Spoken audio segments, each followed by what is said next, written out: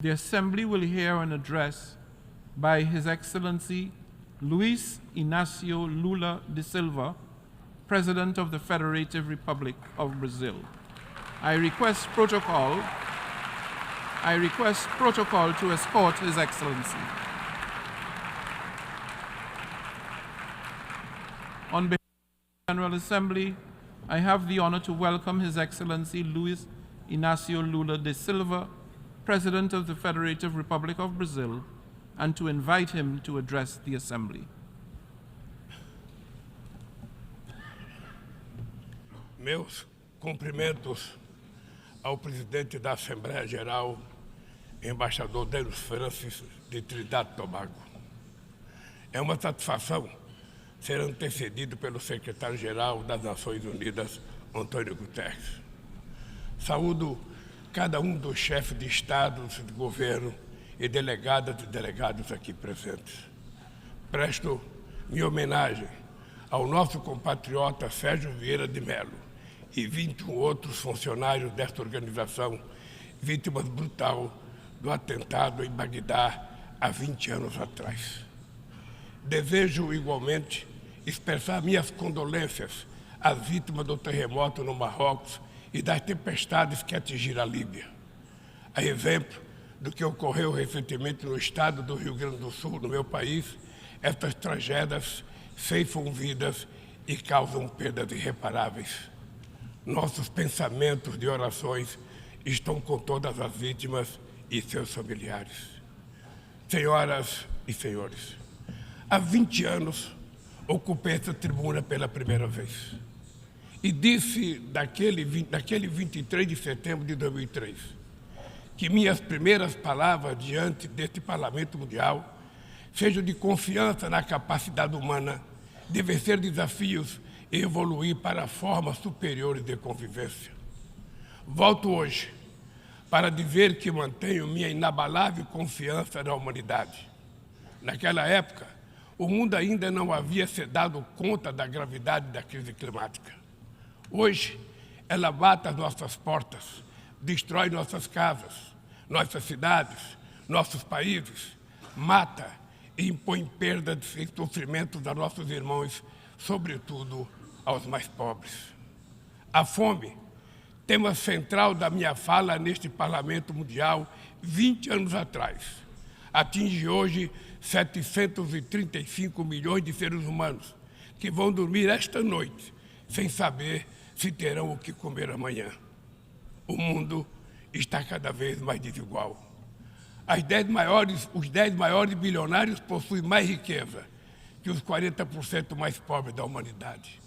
O destino de cada criança que nasce nesse planeta parece traçado ainda no ventre de sua mãe. A parte do mundo em que vivem seus pais e a classe social a qual pertence sua família irão determinar se essa criança terá ou não oportunidades ao longo da vida. Se irá fazer todas as refeições ou se terá negado o direito de tomar café de manhã, almoçar e jantar diariamente. Se terá acesso à saúde ou se irá sucumbir a doenças que já podiam ter sido erradicadas. Se completará os estudos e conseguirá um emprego de qualidade ou se fará parte da legião de desempregados, subempregados e desalentados que não para de crescer. É preciso, antes de tudo, vencer a resignação que nos faz aceitar tamanha injustiça como fenômeno natural. Para vencer a desigualdade, falta vontade política daqueles que governam o mundo. Senhoras e senhores, se hoje eu retorno na honrosa condição de presidente do Brasil, é graças à vitória da democracia em meu país. A democracia garantiu que superássemos o ódio, a desinformação e a opressão. A esperança, mais uma vez, venceu o medo. Nossa missão é unir o Brasil e reconstruir um país soberano, justo, sustentável, solidário, generoso e alegre.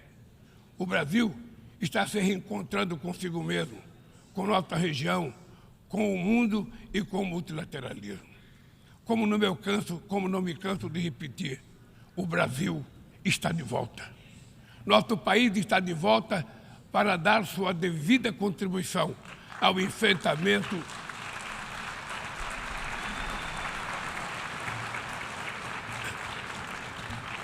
Nosso país está de volta para dar a sua devida contribuição ao enfrentamento dos principais desafios globais. Resgatamos o universalismo da nossa política externa, marcada por diálogo respeitoso com todos. A comunidade internacional está mergulhada em um turbilhão de crises múltiplas e simultâneas. A pandemia da Covid-19, crise climática e a insegurança alimentar e energética ampliada por crescentes tensões geopolíticas. O racismo, a intolerância e a xenofobia se alastram, ativadas por novas tecnologias criadas supostamente para nos aproximar. Se tivéssemos que resumir em uma única palavra este desafio, ela seria desigualdade. A desigualdade está na raiz destes fenômenos ou atua para agravá-los. A mais ampla e mais ambiciosa ação coletiva da ONU, voltada para o desenvolvimento, a Agenda 2030, pode se transformar no seu maior fracasso. Estamos na metade do período de implantação e ainda muito distante das metas definidas. A maior parte dos objetivos de desenvolvimento sustentável caminha em ritmo muito lento. O imperativo moral e político de erradicar a pobreza e acabar com a fome parece estar anestesiado. Nesses 7 anos que nos restam, a redução da desigualdade dentro dos países e entre eles deveria se tornar o objetivo síntese da Agenda 2030. Reduzir as desigualdades dentro dos países requer incluir os pobres nos orçamentos nacionais e fazer os ricos pagar impostos proporcionais ao seu patrimônio. No Brasil, estamos comprometidos a implementar todos os 17 Objetivos de Desenvolvimento Sustentável de maneira integrada e indivisível. Queremos alcançar a igualdade racial na sociedade brasileira por meio de um 18º objetivo que adotaremos voluntariamente.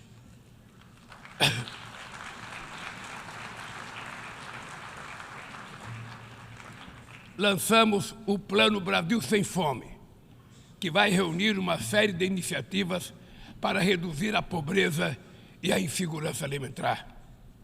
Entre elas está o Bolsa Família, que se tornou referência mundial em programa de transferência de renda para famílias que mantêm suas crianças vacinadas e na escola.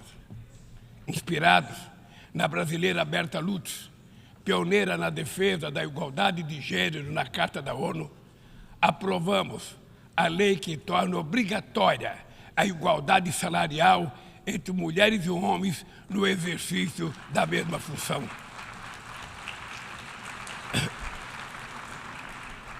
Combateremos o feminicídio e todas as formas de violência contra as mulheres. Seremos rigorosos na defesa dos direitos dos grupos LGBTQI+, e pessoas com deficiência. Resgatamos a participação social como ferramenta estratégica para a execução de políticas públicas. Senhor Presidente, agir contra a mudança do clima implica pensar no amanhã e enfrentar as desigualdades históricas. Os países ricos cresceram baseado em um modelo com alta taxa de emissão de gases danosos ao clima. A emergência climática torna urgente uma correção de rumos e a implantação do que já foi acordado. Não é por outra razão que falamos em responsabilidades comuns, mas diferenciadas. São as populações vulneráveis do sul global as mais afetadas pelas perdas de danos causados pela mudança do clima. Os 10% mais ricos da população mundial são responsáveis por quase a metade de todo o carbono lançado na atmosfera. Nós, países em desenvolvimento, não queremos repetir esse modelo. No Brasil, já provamos uma vez e vamos provar de novo que um modelo socialmente justo e ambientalmente sustentável é possível. Estamos na vanguarda da transição energética. Nossa matriz já é uma das mais limpas do mundo. 87% da nossa energia elétrica provém de fontes limpas e renováveis.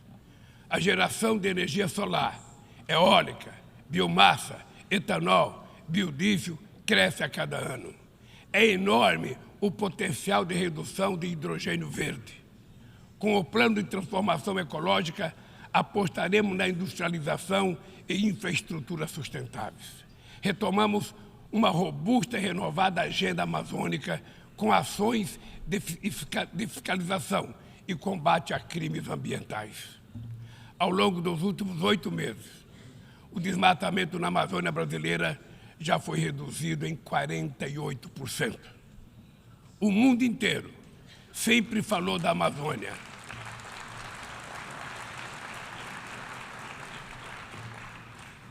O mundo inteiro sempre falou da Amazônia. Agora é a Amazônia que está falando por si mesma. Sediamos há um mês a cúpula de Belém no coração da Amazônia e lançamos uma nova agenda de colaboração entre os países que fazem parte daquele bioma. Somos 50 milhões de sul-americanos, amazônidas, cujo futuro depende da ação decisiva e coordenada dos países que detêm soberania sobre os territórios da região. Também aprofundamos o diálogo com outros países detentores de florestas tropicais da África e da Ásia.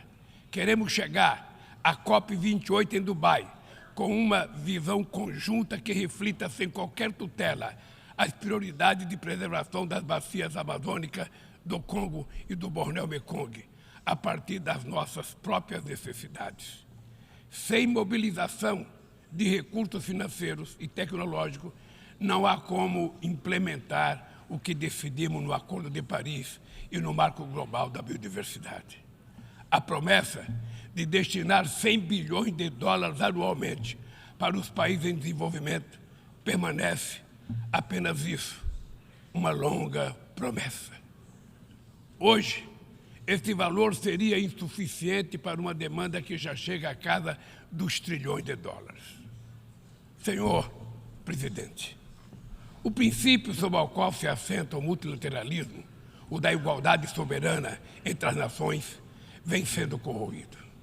Nas principais instâncias da governança global, negociações em que todos os países têm voz e voto perderam o fôlego.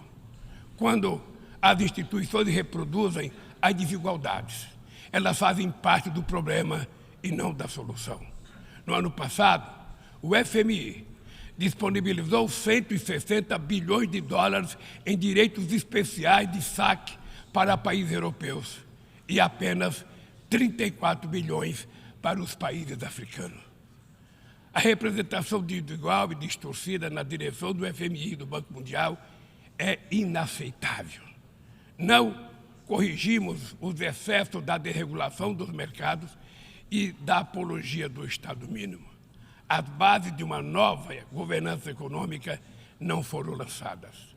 Os BRICS surgiu na esteira desse mobilismo e constitui uma plataforma estratégica para promover a cooperação entre países emergentes. A ampliação recente do grupo na cúpula de Joanesburgo fortalece a luta por uma ordem que acomoda a pluralidade econômica, geográfica e política do século XXI. Somos uma força que trabalha em prol de um comércio global mais justo, num contexto de grave crise do multilateralismo. O protecionismo dos países ricos ganhou força e a Organização Mundial do Comércio permanece paralisada, em especial o seu sistema de solução de controvérsias. Ninguém mais se recorda da rodada do desenvolvimento de Doha. Nesse íntere, o desemprego e a precarização do trabalho minaram a confiança das pessoas em tempos melhores, em especial os jovens do mundo. Os governos precisam romper com a dissonância cada vez maior entre a voz do mercado e a voz das ruas. O neoliberalismo agravou a desigualdade econômica e política que hoje assola as democracias. Seu legado é uma massa de deserdados e excluídos. Em meio aos seus escombros, surgem aventureiros de extrema-direita que negam a política e vendem soluções tão fáceis quanto equivocadas. Muitos sucumbiram à tentação de substituir um neoliberalismo falido por um nacionalismo primitivo, conservador e autoritário.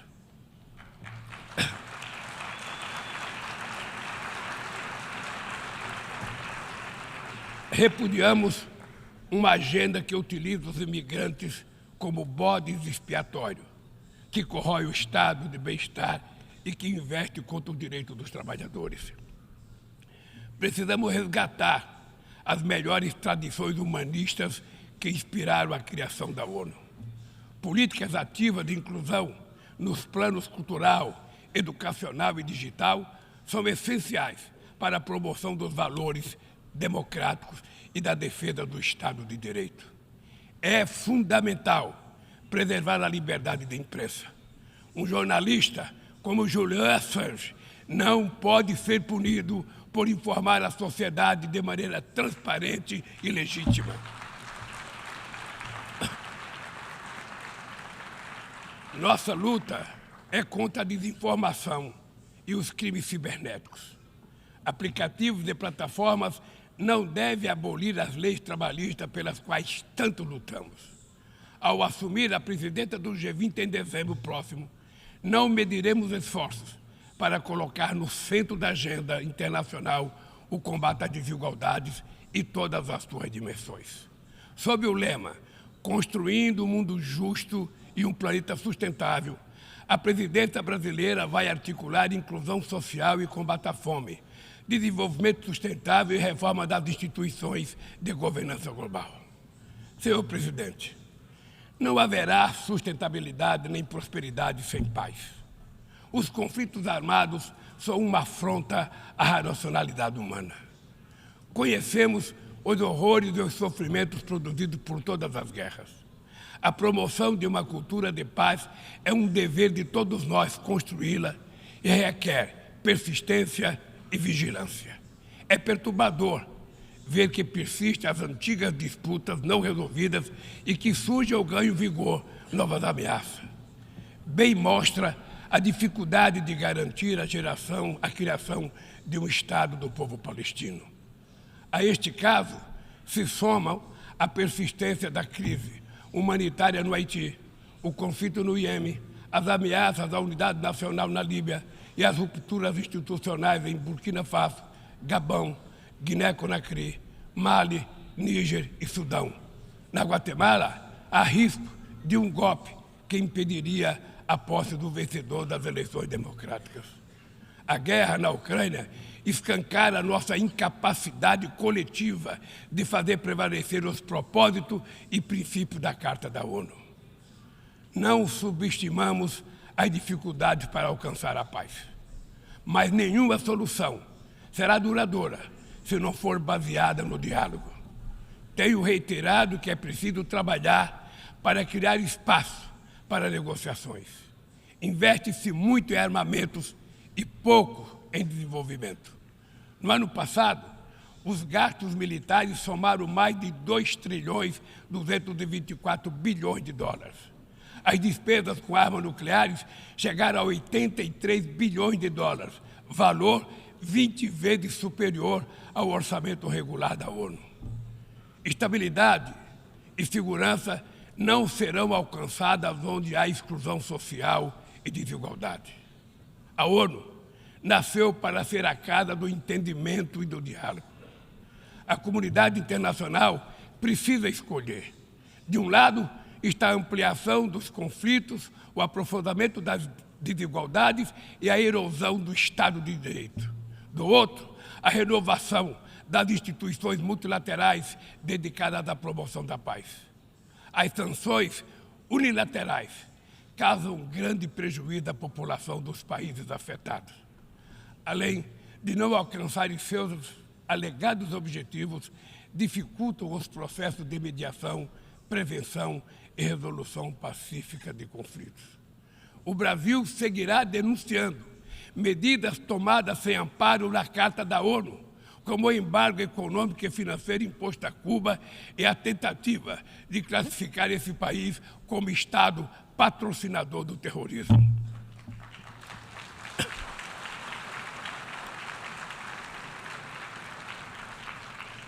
Continuaremos críticos a toda tentativa de dividir o mundo em zona de influência e de reeditar a Guerra Fria. O Conselho de Segurança da ONU vem perdendo progressivamente a sua credibilidade. Essa fragilidade decorre, em particular, da ação de seus membros permanentes, que travam guerras não autorizadas em busca de expansão territorial ou de mudança de regime. Esta paralisia é a prova mais eloquente da necessidade e urgência de reformá-lo, conferindo-lhe maior representatividade e eficácia. Senhoras e senhores, a desigualdade precisa inspirar indignação.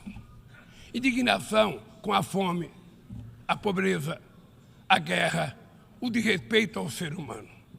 Somente movidos pela força da indignação, poderemos agir com vontade e determinação para vencer a desigualdade e transformar efetivamente o mundo a nosso redor. A ONU precisa cumprir seu papel de construtora de um mundo mais justo, solidário e fraterno. Mas só o fará se seus membros tiverem a coragem de proclamar sua indignação com a desigualdade e trabalhar incansavelmente para superá-la. Eu quero dizer muito obrigado a todos vocês.